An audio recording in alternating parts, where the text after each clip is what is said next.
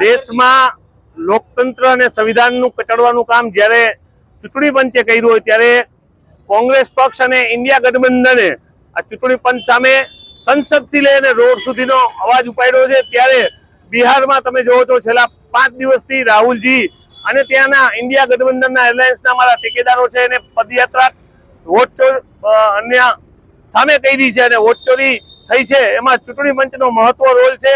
સરકારની ગાદી બચાવવા માટે જેટલા સ્ટેટમાં આ લોકોએ ચોરી કરીને ભાજપને જીતાડ્યું છે એની સામે અમારો મોરચો છે।